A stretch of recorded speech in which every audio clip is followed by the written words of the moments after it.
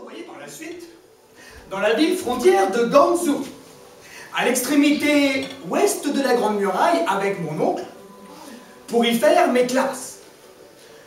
Je devins bientôt enquêteur messager au service du palais impérial de Chine.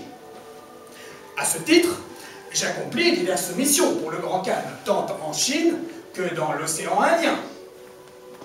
C'est ainsi que j'entends parler de contrées mystérieuses, comme Sipango, nom que j'ai donné à une île située en mer de Chine et qui deviendra le Japon. Là-bas, je fis connaissance de Tajima no Kami. No Kami était un titre donné aux grands maîtres vénérés qui étaient consacrés au Japon comme de véritables dieux vivants. Grâce à lui, j'appris à connaître les codes d'honneur et les voies qui mènent à la sagesse à travers 2 récits qu'il me fit. Le premier récit s'appelait « La démonstration ».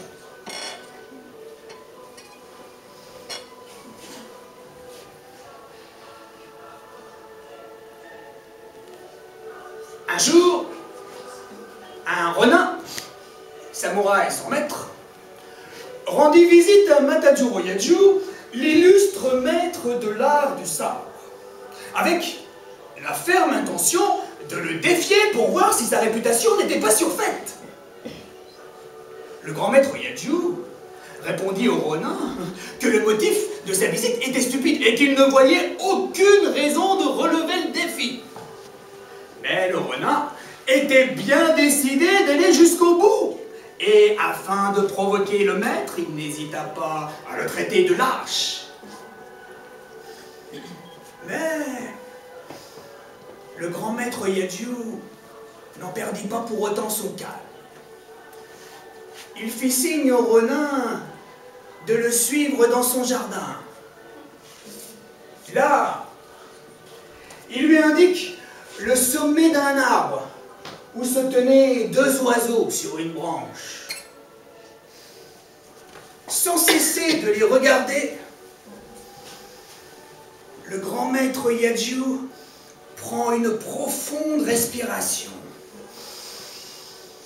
jusqu'à laisser surgir un kiaï, un cri d'une puissance formidable.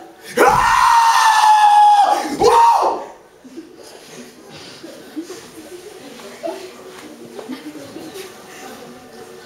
Foudroyés, les 2 oiseaux tombèrent sur le sol, inanimés.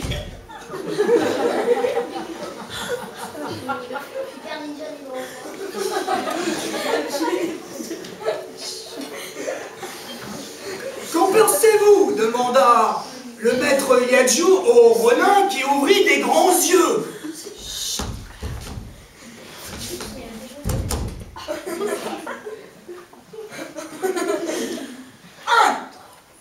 Incroyable!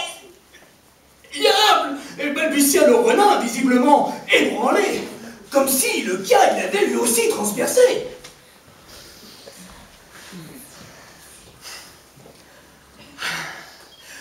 Mais vous n'avez pas encore vu le plus remarquable, lui répondit le maître Yaju. Un second cri retentit alors, encore plus puissant que le premier.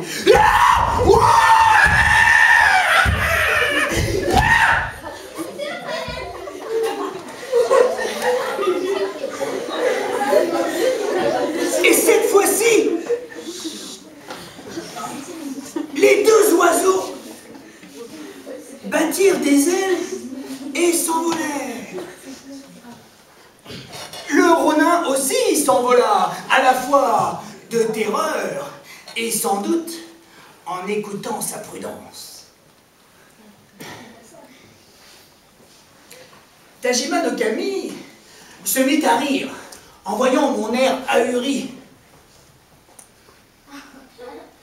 Ce récit était-il une légende ou bien réel? Tajima no Kami ne voulut pas répondre à cette question. Mais il m'invita à le suivre dans son jardin. Et de là, il m'indiqua le sommet d'une montagne où, jadis, un homme s'était montré aussi ingénieux que le grand maître